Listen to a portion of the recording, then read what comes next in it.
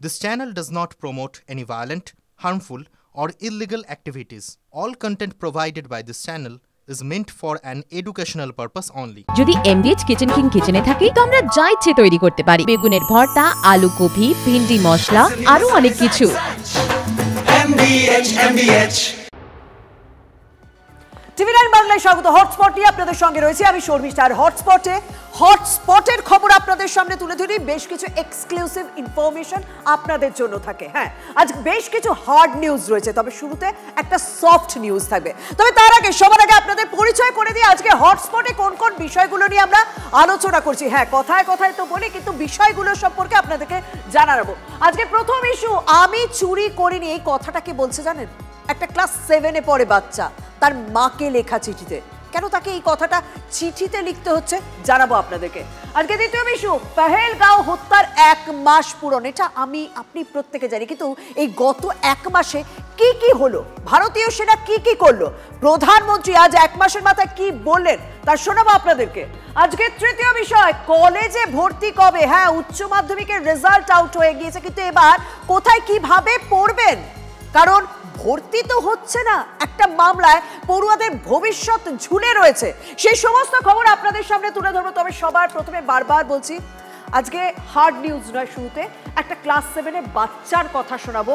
এবং সে যে তার মাকে সুইসাইড নোট লিখে গেছে না, এর নেপথ্যে হচ্ছে এক সিভিক ভলেন্টিয়ার। সে কতটা অমানবিক, যে কারণে একটা বাচ্চাকে নিজের মাকে সুইসাইড নোট লিখে আত্মহত্যা করতে হলো অপমানে। দেখুন, ঝকঝকে হাতের লেখা, কাগজের টুকরোয় লেখা সুইসাইড নোট। মা, আমি চুরি করি।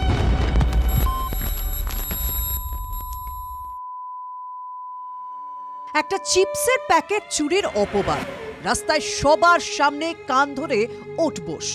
অপমানে ক্লাস 7-এর ছাত্র আত্মঘাতী। অভিযুক্ত এক সিভিক ভলেন্টিয়ার, যে আবার ওই দোকানের মালিক।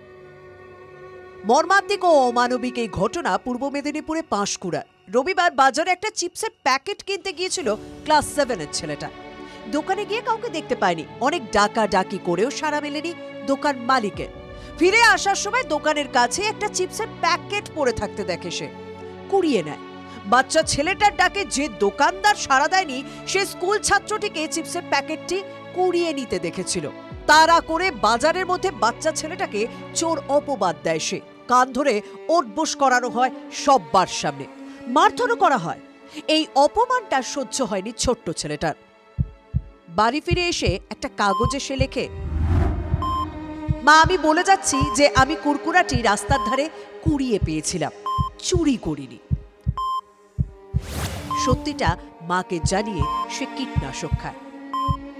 তারপর শুরু হয় হাসপাতালে লড়াই। 5 দিনের মাথায় সব শেষ। সামান্য একটা কুড়কুড়ি চোরের অপরাধে আমার ছেলে এখন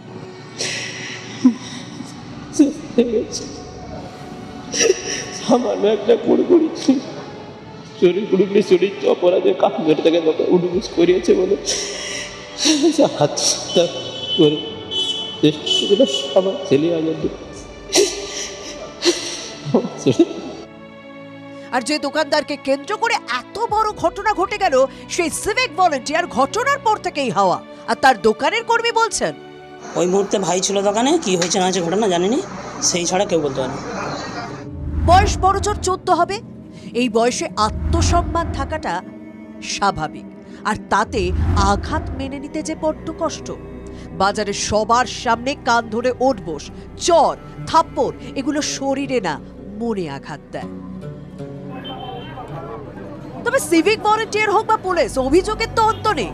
এই কদিন আগে পূর্ব বর্ধমানের ঘুষকরায় অ্যাক্সিডেন্টে ক্ষত বিক্ষত বাবার দেহাংশ ছেলেকে দিয়ে সরায় পুলিশ। এই ঘটনাগুলো বাড়ছে, আর আক্কেল যেন দিন দিন কমছে। পাঁশকুড়া থেকে কনিষ্ক মাইতির রিপোর্ট, টিভি9 বাংলা। সত্যি মানুষ কতটা অমানবিক হয়ে যাচ্ছে না, এই ধরনের খবরগুলো আমরা দেখাতে বাধ্য হই। এর পাশাপাশি আমরা অন্য খবরের দিকে একটুখানি নজর রাখি। তার জন্য আমাকে একটুখানি টাচ স্ক্রিনে যেতে হবে। 22শে এপ্রিল আমরা কি দেখেছিলাম? 22শে এপ্রিল আমরা দেখেছিলাম ধর্ম বেছে বেছে হিন্দুদেরকে খুন করা হয়েছিল, পেহেলগাঁওয়ে নিরীহ পর্যটকদের হত্যা করা হয়েছিল। তারপর এক মাস অপারেশন সিঁদুর চলল, জঙ্গি নিধন অভিযান চলল। আজ বিকানেরে দাঁড়িয়ে প্রধানমন্ত্রী নরেন্দ্র মোদী তিনি হুঙ্কারও দিলেন। ঠিক হুঙ্কার কি দিলেন তা আপনাদের শোনাবো, এবং তার পাশাপাশি এই 1 মাস ধরে ঠিক কি কি হলো তার একটা ঝলক প্যাকেজ আকারে আপনাদের জন্য।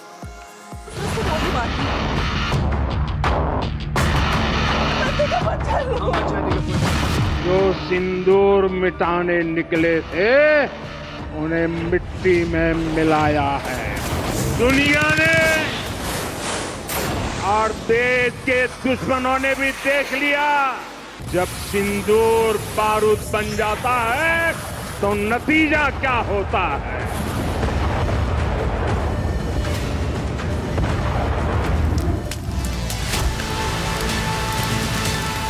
मोदी की नसों में लहू नहीं, गरम सिंदूर बह रहा है।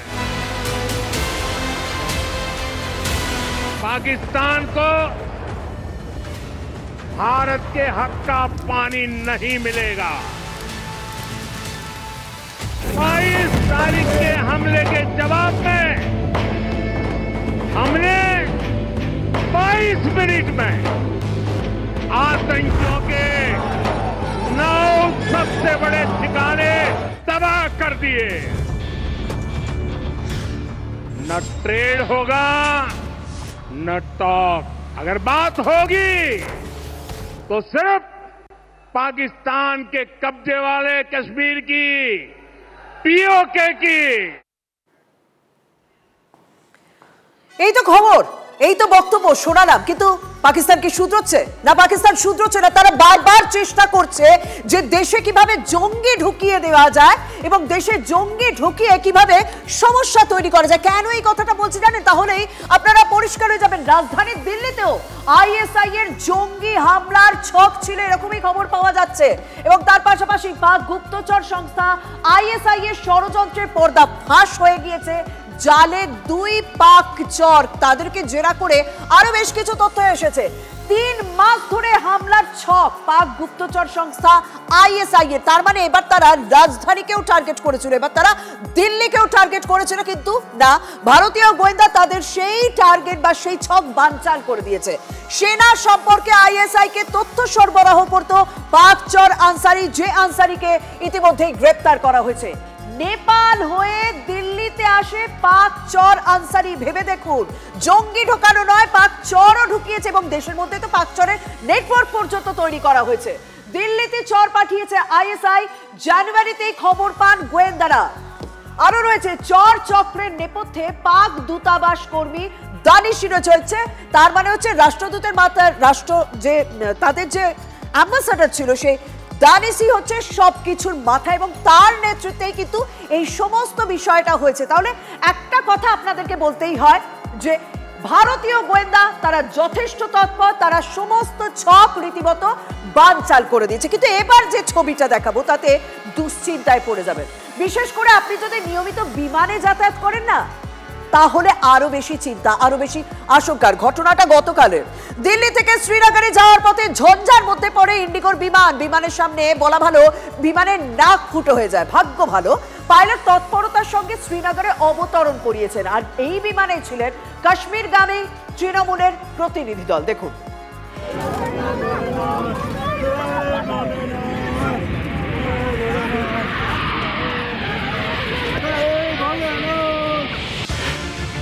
বিমানের নাক ফুটো, ভয়াবহ ছবি দেখে শিউরে উঠেছে নেট দুনিয়া।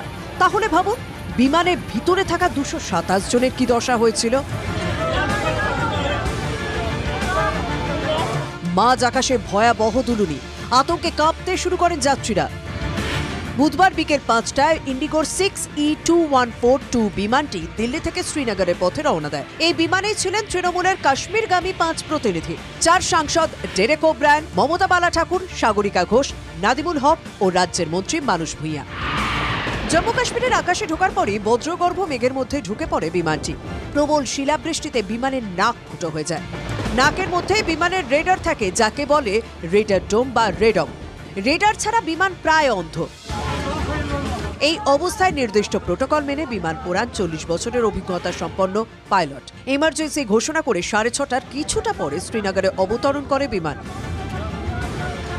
যেটা আমরা ছোট ছোট হয়তো আপনার মনে হবে 2 সেন্টিমিটার 3 সেন্টিমিটারের বরফ নিচে আমরা দেখলাম, ওখানে কিন্তু সাইজ অনেক বড়, মানে 5 কিলো 10 কিলো কোনো ব্যাপার না। আর একটা এয়ারক্রাফট যখন এগিয়ে যাচ্ছে ধরুন 400-500 কিলোমিটার বেগে, সেখানে 5 কিলোর একটা পাথর যদি সেখানে একটা আঘাত করে তো সেক্ষেত্রে কিন্তু এফেক্ট অনেক বড় হয়। First of all safely land করেছে, তার মানে পাইলট যথেষ্ট দক্ষতার সাথে সবাইকে নিয়ে নেমেছে। নাক ফুটো হয়ে যাওয়া বিমানের সামনে তৃণমূল সাংসদ নাদিমুল হক ও মমতা বালা ঠাকুর, সে ছবিও সামনে এসেছে। তৃণমূল সাংসদ সাগরিকা ঘোষ সংবাদ মাধ্যমকে বলেছেন, মরতে মরতে বেঁচেছি, ভেবেছিলাম জীবন শেষ। সবাই চিৎকার করছিলেন, প্রার্থনা করছিলেন, আতঙ্ক ছড়িয়ে পড়েছিল। পাইলটকে কুর্নিশ। মৃত্যুর মুখ থেকে ফিরে এসে বিমানযাত্রী শেখ শামিউল্লাহ বলছেন, इतना टर्बुलेंस हुआ कि हमें लगा कि हमारी आखिरी फ्लाइट थी। सब लोग जो थे सभी डर रहे थे, सबको भी लगा था कि अब ये क्रैश ही हो जाएगा। इतना ज्यादा ट्रॉमेटिक एक्सपीरियंस हुआ। मैं बोलूंगा कि मैं जैसे फ्रीक्वेंट फ्लायर हूं, मैं जाता रहता हूं, बट ऐसा मैंने आज तक कभी नहीं देखा। We are very thankful to pilot जिसने कि सेफ कराया लैंडली हमें श्रीनगर में। আরেক যাত্রী উবের শাহ লিখেছেন, হঠাৎ করে 3900 ফুট নেমে আসে বিমান, সবাই ভয় পেয়ে যায়। শ্রীনগরে বিমান নামার পর সবার ঘাম দিয়ে জ্বর ছাড়ে। আপাতত বিমানটি ওড়া মানা, সারাই করে ছাড়পত্র পেলেই তবেই ওড়ার সুযোগ মিলবে। Bureau report, TV9 Bangla. এবার একটু পরে খবরের দিকে নজর রাখি। জয়ন্ত সিং এর বেআইনি বাড়ির কথা মনে আছে? মানে TV9 বাংলায় এক্সক্লুসিভ সেই হোয়াইট হাউসের ছবি আপনাদের সামনে তুলে ধরেছিল। সেই বাড়ি তো ভাঙার নির্দেশ দিয়েছে কলকাতা হাইকোর্ট, কিন্তু জানেন কি, এই হাইকোর্ট এবার বাড়তি সময় চেয়ে আদালতে আবেদন করেছে কামারহাটি পুরসভা। আর আবেদনে কোনো রকম গুরুত্ব দেয়নি আদালত। কি বলেছে শুনুন। আগে কিছু পদক্ষেপ করুন, অন্তত দুটো তালা ভেঙে আসুন, তারপর বলুন ভাঙতে আরো 2 সপ্তাহ সময় লাগবে। আদালতকে দেখান আপনারা অবৈধ নির্মাণ ভাঙতে উদ্যোগ নিয়েছেন, তারপরে সময় বৃদ্ধি করার আবেদন করবেন। কড়া নির্দেশ বিচারপতি গৌরাঙ্গ কান্তের বেঞ্চের। বড় বাড়ি ভাঙতে সময় লাগবে দাবি করে 8 সপ্তাহ সময় চায় কামারহাটি পুরসভা। তার জেরেই কড়া বার্তা আদালতে। কবে সেই হোয়াইট হাউস দেখানো হয়েছে, কবে প্রমাণ হয়ে গিয়েছে সেই বাড়ি বেআইনি ভাবে পুকুরের একাংশ বুঝিয়ে নির্মাণ করা হয়েছে, যে বাড়ির মালিককে এখনো পর্যন্ত খুঁজে পাওয়া যায়নি। এতদিন সময় পেল, আদালত নির্দেশ দিয়েছে বাড়ি ভাঙতে হবে, তারপরেও এত সময় কেন চাওয়া হচ্ছে, এটাই প্রশ্ন।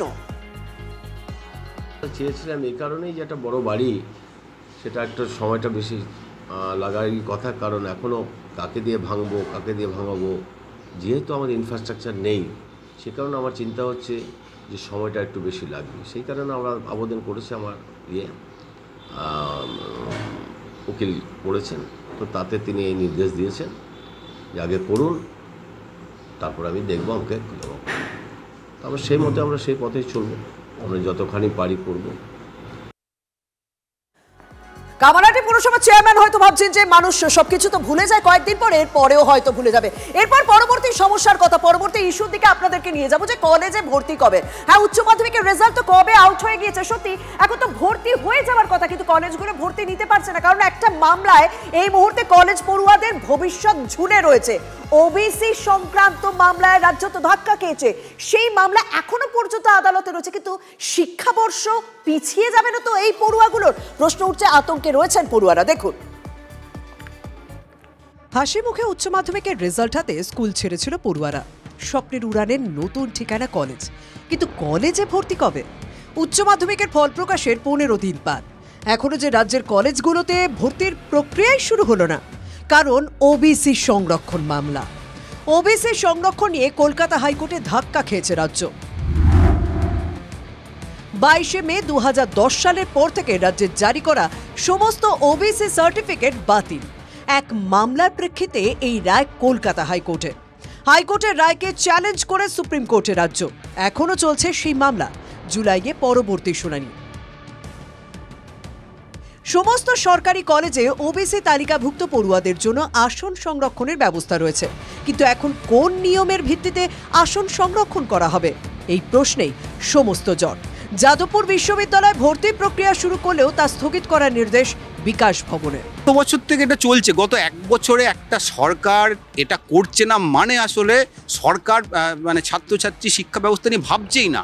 এখনো আশা করব সরকার 2-1 দিনের মধ্যে বিষয়টা নিয়ে সিদ্ধান্ত নেবেন এবং এই জটটা ছাড়াবেন এবং হাইকোর্ট মানে আইনগতভাবে যেটা হতে পারে সেটাই করা হোক। কলেজগুলোর কাছে উত্তর নেই, শিক্ষা দপ্তর থেকে এখনো কোনো দিশা দেখানো হয়নি। বেজায় চাপে পড়ুয়া ও অভিভাবকরা। কবে সমস্যার সমাধান হবে? ভর্তিতে দেরি হচ্ছে, শিক্ষাবর্ষ কি পিছিয়ে যাবে? এমন প্রশ্ন চারিদিকে ঘুরপাক খাচ্ছে। বিকাশ ভবনের অবশ্য দাবি, বিকল্প পথে দ্রুত সমস্যার সমাধান হবে। সুমন মহাপাত্রের রিপোর্ট, TV9 বাংলা। দেখুন, বিকাশ ভবন বলছে যে বিকল্প পথে সমস্যার সমাধান হবে। সেই সমস্যার সমাধান যখনই বেরোবে আমরা আপনাদেরকে জানাবো। পশ্চিম মেদিনীপুরের নারায়ণগড়ের একটা ছবি আপনাদেরকে দেখাবো, যে ছবি সাধারণ মনে হতে পারে প্রথমে আপনাদেরকে, বেহাল রাস্তার ছবি, কিন্তু যারা ওই এলাকায় থাকেন তারা কতটা সমস্যায় পড়েন সেটা ছবিটা দেখলে বুঝতে পারবেন। বেহাল রাস্তা, কাদা, কারণ বৃষ্টি হয়েছে। কিন্তু ওই যে গাড়িটা দেখছেন না, ওই গাড়িতে করে একজন সন্তান সম্ভবা যাচ্ছিলেন সন্তান প্রসবের জন্য। না, তাকে হাসপাতালে পৌঁছতে হয়নি, তার আগেই সন্তান প্রসব হয়ে গিয়েছে, কারণ গাড়ির চাকা তো ওই কাদায় আটকে গিয়েছে। মকরামপুর হাসপাতালে ভর্তির জন্য নিয়ে যাওয়া হচ্ছিল তাকে, মাঝ রাস্তায় কাদায় গাড়ির চাকা আটকে যায়। প্রায় 40 মিনিট আটকে ছিল সেই চাকা। হাসপাতালে নিয়ে যাওয়ার উপায় না পেয়ে গাড়িতেই সন্তানের জন্ম দেন যুবতী। প্রশিক্ষণ না থাকলেও পরিস্থিতি সামাল দেন আশাকর্মী। হ্যাঁ, একটা আশার আলো দেখিয়েছেন আশাকর্মীরা, যে এই পরিস্থিতিতে পড়লে আশাকর্মীদের উপর ভরসা রাখা যায়। পরে মা ও শিশুকে নিয়ে যাওয়া হয় বেলদা সুপার স্পেশালিটি হাসপাতালে। মা ও সদ্যজাত সুস্থ রয়েছে, খবর হাসপাতাল সূত্রে। কিন্তু এই যে ছবি, এই ছবি আপনাদের প্রত্যেককে ভাবায়, কারণ যারা সেখানে থাকেন তারা জানেন তাদের কতটা সমস্যায় পড়তে হয়। যাই হোক, হটস্পট আজ এখানেই শেষ করছি। আর অন্যান্য খবরের জন্য নজর রাখুন TV9 বাংলায়, সঙ্গে থাকুন। বাহ, এবার হয়েছে স্বাদ। হ্যাঁ, অপূর্ব স্বাদ। MDH এর চাঙ্কি চাট মশলা, জীবনে আসল স্বাদ জাগলো। আসল মশলা, MDH।